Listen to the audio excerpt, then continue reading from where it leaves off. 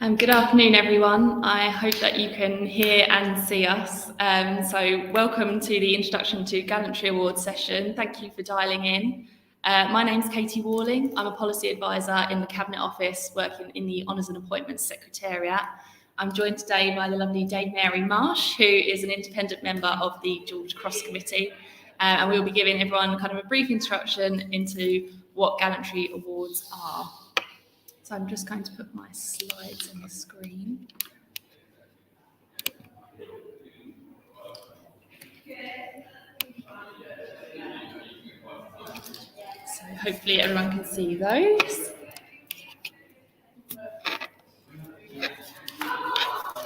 So in terms of today's presentation, we're going to include kind of a brief introduction into what are Gallantry Awards, a kind of brief run through as well on the history of the UK Gallantry Awards, the different levels of Gallantry Awards for civilians, the end-to-end process of awarding a civilian Gallantry Award, and then finally some kind of time for questions at the end of the session, and then I'll hand over to Mary, who will speak a bit about her experience as a George Cross Committee member. So to begin, what are Gallantry Awards? So Gallantry Awards are made to people who have demonstrated bravery, sometimes in the course of a single event or can be over a sustained period of time as part of their job. These people have faced a really high level of physical risk while saving others. So Gallantry Awards are national awards. They're conferred by the Sovereign and are therefore used to recognise only the most significant of acts. Like other forms of honours, Gallantry Awards are made after consideration on merit and precedence. They're kind of based on the available evidence, but unlike other honours, they are awarded posthumously, basically due to the nature of some of the incidents that occur for people to be awarded a Gallantry Award. So UK Gallantry, the history, but a brief run through because we could be here for a long time. The history of Gallantry Awards actually dates back to 1865. Being the Victoria Cross. So Queen Victoria introduced the Victoria Cross in 1856 during the Crimean War, and it remains the highest award in the UK honours system. It was awarded only to serving military due to the criteria being in the presence of an enemy. And the most recent award of the Victoria Cross was actually made in 2015 to Joshua Leakey. If you do get a chance to look up this individual and read their story, it's like some kind of movie, it's incredible. I won't read it all out now because it's quite a long citation, but I do highly recommend checking out his story. Then onto the George Cross. So in 1940, the Gallantry system did actually expand. It expanded with the introduction of the George Cross and the George Medal. So this could be given to civilians and military personnel whose actions were not in the presence of enemy. It was introduced in the Second World War when it became evident that in the context of war, there was a gap in recognition for the range of gallantry that we saw, especially by women and those outside of the battlefields. The George Cross is second in the UK Order of Wear, but it does rank equally to the Victoria Cross. Again, this is a very prestigious award and is awarded very rarely. The most recent actually being the George Cross to the NHS in 2021. So this was awarded to recognise 73 years of service, including for their courageous efforts during the COVID-19 pandemic.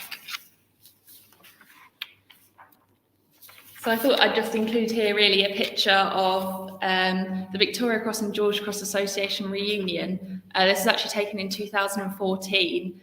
And those that are living holders of the Victoria and George Cross are pictured here. The association's membership today comprises of only 24 living recipients of the awards. There are also representatives for the collective awards as well. And of the individual holders, 9 are recipients of the Victoria Cross and 15 are recipients of the George Cross. So that kind of gives you a bit of a flavour in terms of how prestigious and rare these awards actually are. So, in terms of the levels of gallantry, although the highest the level of the Gallantry Award and probably the most well known is the George Cross, there is actually 4 levels of Gallantry Award. So in June 1974, Queen Elizabeth II instituted the Queen's Gallantry Medal. This is for exemplary acts of bravery. So this medal could be awarded posthumously and also replace the British Empire Medal for Gallantry as a 3rd level of bravery award available to civilians. So the BEM is now kind of more in the honours space. And then the fourth and the lowest level of award was the Queen's Commendation for Bravery and the Queen's Commendation for Bravery in the Air. These have been available since around about the Second World War. So in terms of level of seniority, you obviously have level 1, the George Cross, level 2, the George Medal, level 3, the Queen's Gallantry Medal, and level 4, the Queen's Commendation for Bravery and the Commendation for Bravery in the Air. Really, the main difference between these awards is based on the degree of risk that an individual face. So it's kind of a combination in terms of the individual's persistence in the face of danger, risk to life, actions like above the call of duty, their attempts to save and protect life, and also it can be the physical conditions of which they perform the act of gallantry. They're kind of all considered together to establish a suitable level of award. So here in the Honours and Appointments Secretariat in the Cabinet Office, we are responsible for running the honours system, including civilian gallantry policy and the process as a whole. So we receive public nominations and provide the Secretariat support to the assessment, approval and publication process of Gallantry Awards. So who does actually make Gallantry Awards? So nominations originate from a number of sources. There isn't an actual standard nomination form. We do, however, ask that when we receive a nomination that it at least includes the name of the individual you're nominating, their date of birth, address, that just helps us identify the individual, and then also full details of the incident. So the location, any emergency services that were present at the same time as the incident is really helpful for us to validate any claims that are made in the nomination. And then also a date of the incident is helpful for us to identify which incidents are being talked about. The emergency services also identify possible cases by contacting their parent departments. We can get nominations from trial judges, coroners, if they've kind of been dealing with an incident through an inquest. Correspondence can also come from local MPs and other official sources, but mainly we do receive nominations from members of the public. When we receive a nomination, we carry out a kind of initial assessment to see if we feel the case is actually strong enough to consider for a Gallantry Award. We'll consider, is it gallantry? Is the nomination out of time? Is there enough information about the nominee? Do we know where and when the incident took place? And were any other emergency services or official services present? If so, do we have their details? We do also consider how long ago the incident occurred. So the George Cross Committee cannot consider nominations for actions that took place more than 5 years ago. This is something that mirrors the kind of civilian and military honours policies. It just ensures that any awards we give out are timely and clearly linked to specific activities. So it's a long hold principle, really, that those people making decisions at the time around awards and were kind of privy to all of the evidence at that point in time were better placed to make a judgment about an individual's actions than we may be at some distance of time. The only exception to this rule can often be if we're waiting for the outcome of judicial proceedings, for example, an inquest. Obviously, unfortunately, not every act of bravery that occurs is eligible for a Gallantry Award. We often receive nominations for acts such as CPR, which, although life-saving and a really brave thing to do, it does not actually present any risk to the individual nominated.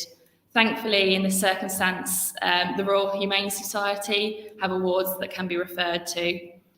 So we can kind of point any nominators that may nominate for something like CPR to that organisation. The latest list actually of Gallantry Awards was published on gov.uk in May 2021. And I do recommend if you have a read through this, it's kind of really gives you a sense of the sort of level of risk individuals who receive Gallantry Awards face. So once we've kind of decided that a Gallantry nomination should be taken forward to the next stage, we begin gathering evidence.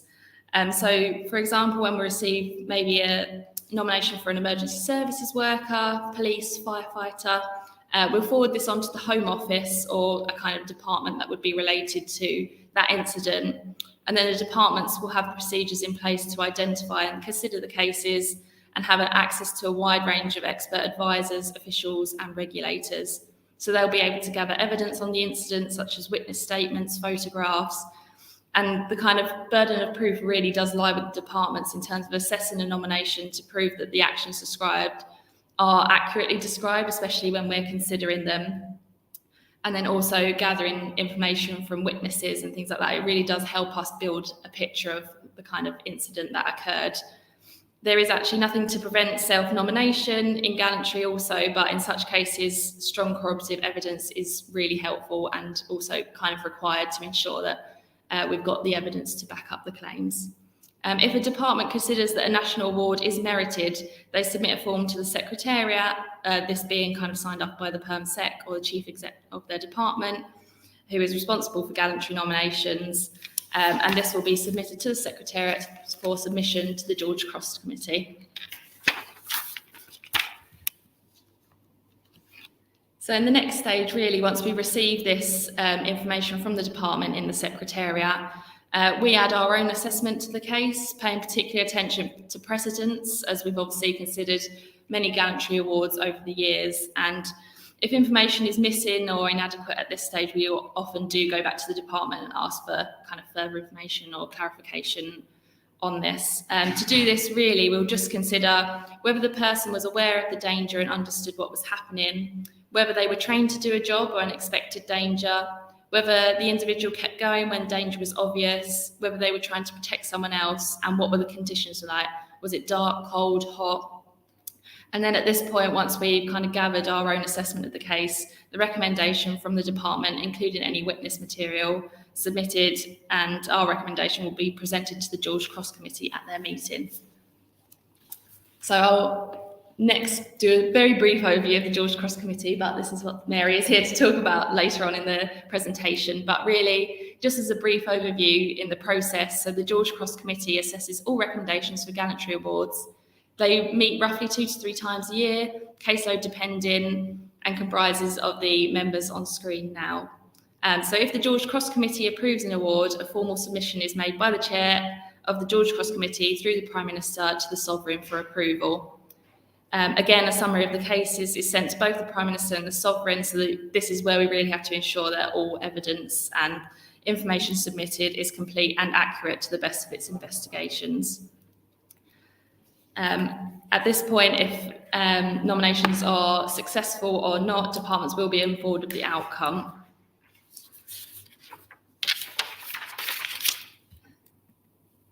So now that the internal process is over, it's time to tell the recipients. So this is probably my favourite part. So at this point, we complete a sounding exercise, much like we do on the honours side. So the Secretariat will write to recipients to inform them of their award and ask if they'd like to accept it. Approaches are made in confidence, and nominees may refuse if they wish, without anyone else becoming aware of the offer. In cases of posthumous awards, we contact the nominee's next of kin. And then at this stage, once we receive the responses from that, it's on to publication. So gallantry lists are published in the London Gazette and on gov.uk. Unlike honours lists, we don't have a kind of regular timetable. They are published as and when they are ready. And then sensitive cases, obviously, like posthumous awards, need careful handling, especially because the families might have dealt with kind of regular media interest in the past. So it's obviously key that we ensure that we look after those families in this process. And then finally on citations, unlike other honours where kind of a short citation is published along with the honours list, for gallantry awards, actually a full paragraph citation is published. This is signed off by the recipients themselves, and it gives kind of a broad description of the incident, the recipient's actions, and then their name and level of award. Finally, they get to receive their medals. So recipients of the George Cross, George Medal and Queen's Gallantry Medal receive their awards at investiture. Recipients of the Queen's Commendation for Bravery and Bravery in the Air receive their medals from a senior official, for example, like a Chief Constable, Chief Fire Officer if they're in the emergency services, or alternatively a Lord Lieutenant. So actually in this picture here, this is recipient Joel Snar, who received a Queen's Gallantry Medal in the May 2021 Gallantry list. So I thought I'd quickly just read out the reasons why he received his Gallantry Medal. So Daniel Nicholson and Joel Snar, pictured here, were both awarded the Queen's Gallantry Medal for rescuing the occupants of a light aircraft that had crashed in Abergavenny, Wales on the 12th of May 2019. So on the 12th of May 2019, a light aircraft containing 3 passengers took off from a runway in Abergavenny, Wales. Immediately after takeoff, the plane suffered engine failure, which resulted in the plane hitting a tree and inverting before crashing into the ground and catching fire. Daniel Nicholson and Joel Snarl were independently driving along the A40 dual carriageway in separate vehicles. They observed the crash, stopped their vehicles, and ran towards the burning wreckage. A forced entry to the plane by breaking a window to reach 3 occupants who were trapped. They then safely removed the 2 passengers and pilot. After this, the plane was totally consumed by fire. No injuries were caused to any party. So I hope that really gives you kind of a flavour of what sort of awards, Gallantry Awards, we give to certain incidents. And then finally, just to wrap up, a few stats on civilian gallantry kind of across the last 10 years. So only 1 George Cross has been awarded, 10 George Medal recipients, 38 Queen's Gallantry Medal recipients, 29 Queen's Commendation for Bravery recipients, only 1 Queen's Commendation for Bravery in the Air, 13 awards have been posthumous, and the youngest recipient of a Gallantry Award was Joe Rowlands. So Joe Rowlands received a Queen's Commendation for Bravery for rescuing his father from drowning after their kayak collapsed out at sea on the 22nd of February 2018. So he was only 13 at the time of his award.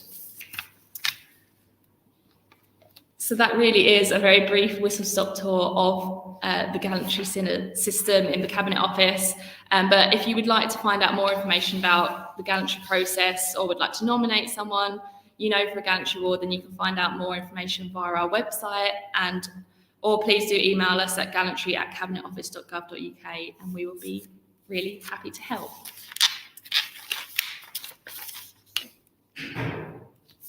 So at this stage, I thought it'd be nice to hear the experience of someone also in the kind of process, but on the experience of a George Cross Committee member. So Mary, you're an independent member of the George Cross Committee. Thank you so much for attending this session today.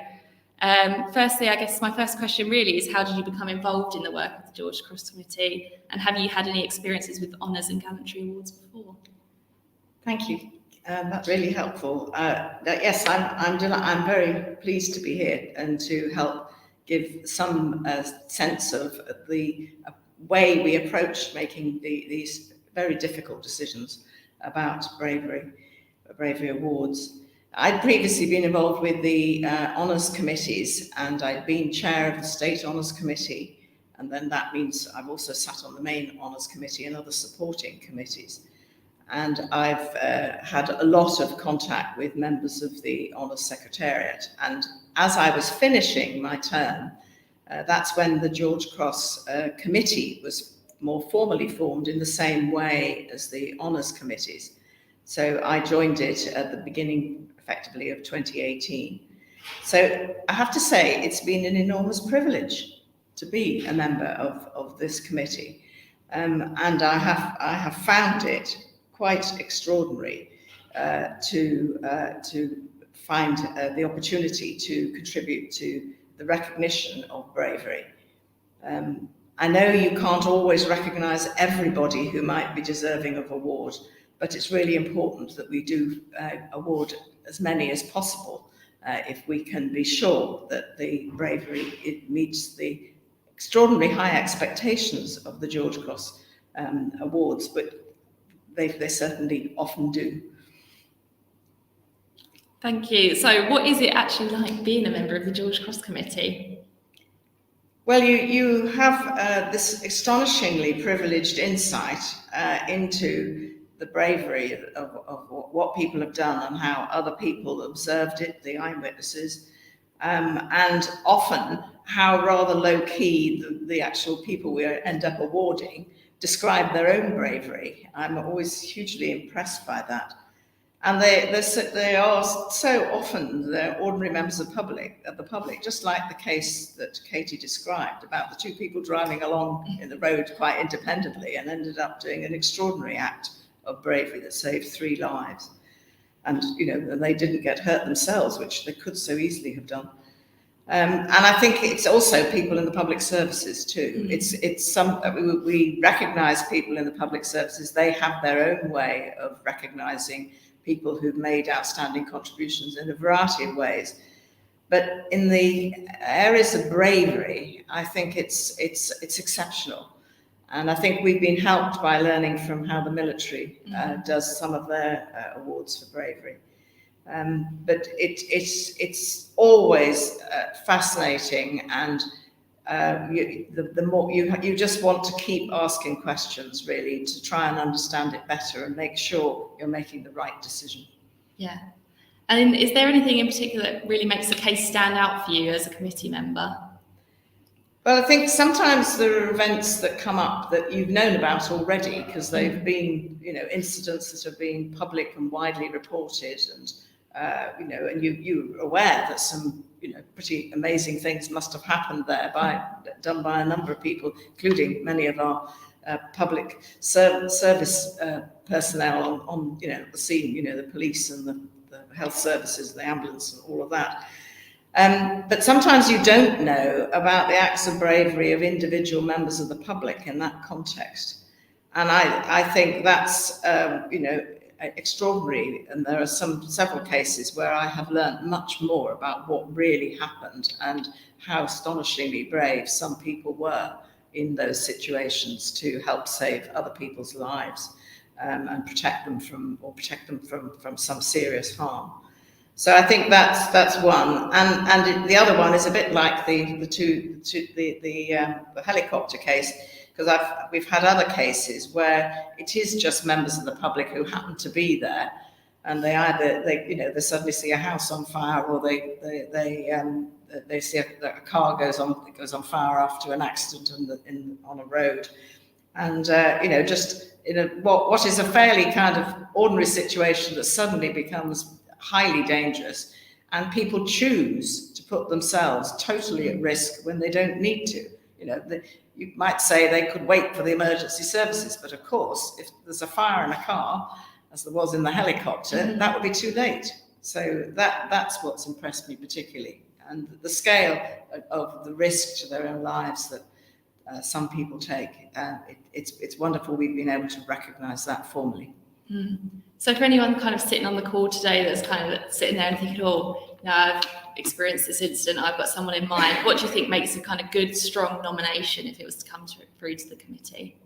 And I think the clearer you can make the sequence of events, so that the following it through as somebody reading about it can take the whole story in, so that it follows a timeline, so that you understand the sequence, and that you really do see the level of risk that the individual that's being nominated, or the individuals being nominated, have actually taken. And I think it's very helpful when there are other eyewitnesses who saw the event quite independently. And of course, I appreciate that can be very difficult, because when these terrible events happen, you don't stop and ask somebody to write you a note about what just happened. So it's if you're ever in a situation, at least knowing who was there and having contact details, so you can follow up with them, which sometimes we do well, sometimes we miss the chance.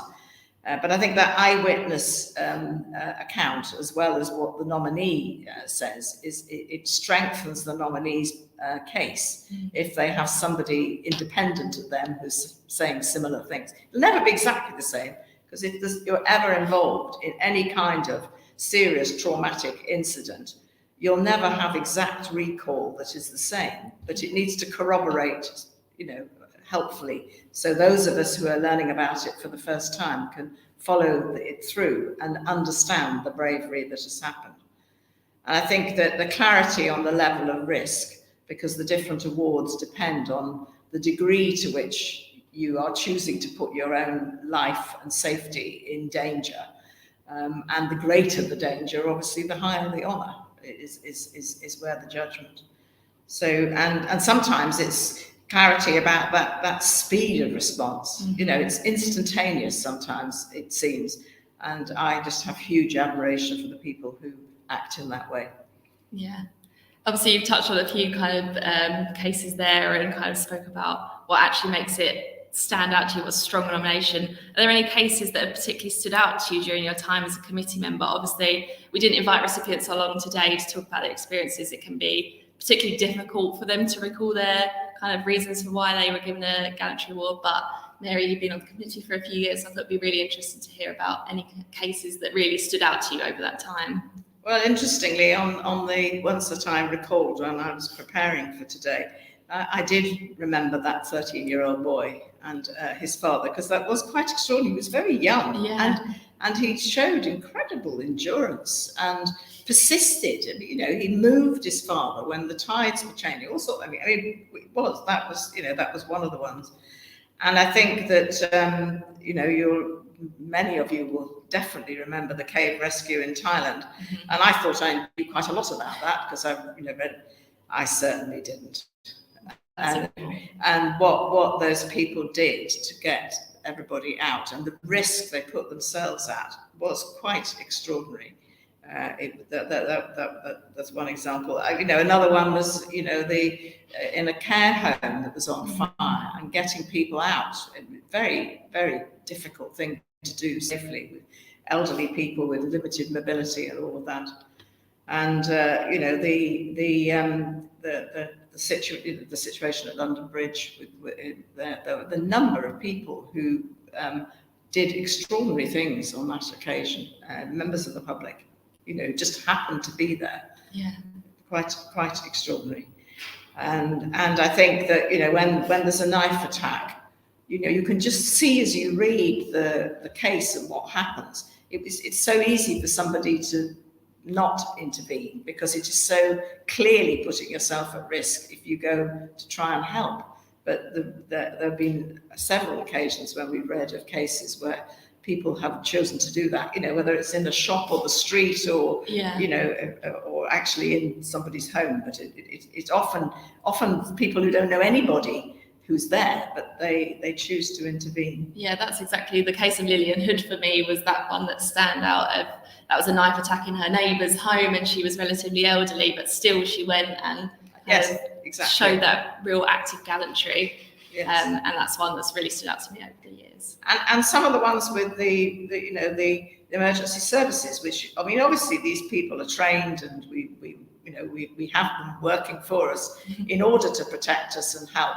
But some of their interventions, rescuing people from sinking vessels in terrible storms at sea, I mean, it's way beyond the call of duty. Yes. So I've just been hugely impressed by both involved in occasionally in events I'd heard about, but much more often in things I've never heard about before. That's why I say it's an enormous privilege to be part of this process, because you get the opportunity to understand the extraordinary bravery that we have in our communities. Yeah, obviously this can come across quite gruesome, and we obviously deal with quite difficult cases, but kind of how do you deal with the more difficult cases when they kind of land on your plate, I guess, because it can be quite hard to look at. I find it quite hard sometimes to look at the world as being like a kind of safe place sometimes when you see these events, and you have to remind yourself that they're kind of extraordinary. So how do you deal with those difficult cases that come to you? Well, I'm fortunate that in my own professional life, I've had to work in contexts where I've dealt with some pretty difficult situations, both as a head teacher in schools and then even more particularly when I was chief executive of the NSPCC, I was dealing with terribly difficult cases of child safeguarding and child abuse, and the online abuse sort of escalated while I was at the NSPCC, and it was. But you have to learn to handle these things in the way in which all our people in public service and in charities who do work, anyone who works in areas where you're hearing distressing, difficult things, you have to learn the ability to detach your own life from what you've learned, because yes, you don't want to be walking out the door having read all of this thinking it's all going to happen in the street with me in the next 5 minutes. And, you just have to learn to put it in a safe place. And that's why, having had experience of handling that kind of traumatic information and incidents, you do learn how to manage that and separate it from your own life. Mm-hmm. But it is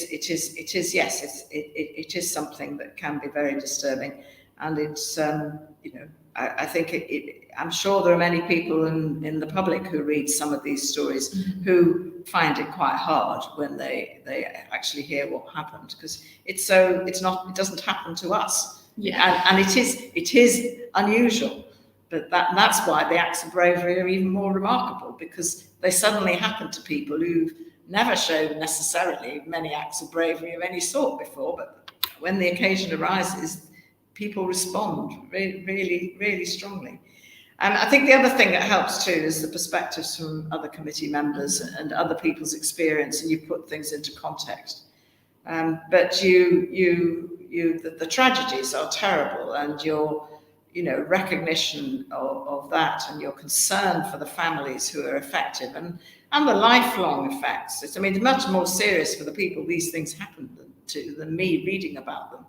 And that's what I perhaps dwell on more than me. It's on them. Yeah. It's on what this, and in some cases, families are dealing with somebody who loses their life through the act of bravery that they have taken. And those are enormous tragedies. And that's where, the award of the George Cross most recently was a case in point of that. So I think it's very good that we can recognise, and I think what you have to do is you mustn't rush to a conclusion about bravery. However shocking it is what you're reading, you've really got to understand what happened and what the particular person nominated actually did. So that the committee as a whole then works to achieve a consensus view, and we only award on that basis. And I think that helps too, because you've got your other committee members around you as well, absorbing the same pretty shocking information. Yeah, I really think that's where that evidence piece really comes in terms of, obviously we are detached from the situation entirely, and it really does help everyone on the committee build that picture of the events at the time. And I think for anyone thinking about nominating, that really is key, to give us as much information as you can, because as you can see in the committee, it's really, really valuable when considering your nomination. But thank you so much, Mary, for sharing your experience. It's been really, really interesting. Well, I hope that was helpful, and maybe you might have some questions. Yeah, of course, I shall open up for questions now. Have we got any questions?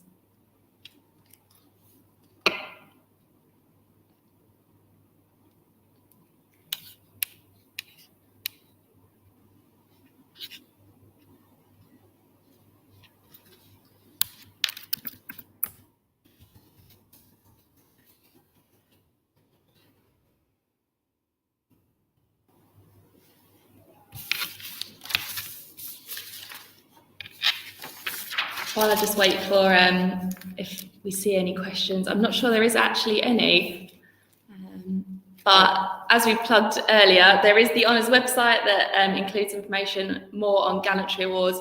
Also, gallantry@cabinetoffice.gov.uk. We'll be more than happy to answer any questions you might have on nominating, if you have anyone in mind that you'd like to nominate for a Gallantry Award. And then really finally, just to wrap up the event, thank you so much for dialing in today. I hope that you found it interesting. If you'd like to join any other events across the week, the Honours Festival is going on until Thursday. So there's kind of sessions again this afternoon. So there's talks about who wins an award. I think we might have one question just in, but I'll continue on this. Who wins an award, kind of the evolution of the honours system, special guest panels, do many civilians get nominated? Thank you, Michael. Yes, so in the Cabinet Office, we deal only with civilian awards. So the Ministry of Defence will deal with military Gallantry Awards. So yes, it's all civilians that we process on the Gallantry Awards. So it's really good to see that it's often just a member of the public, like we have on the honours side. So anyone can nominate anyone. And so I do really recommend, if you have someone in mind, that you put forward a nomination. Thank you, Michael. So Wednesday we have nomination and citation writing workshops on honours, if that's something that also interests you.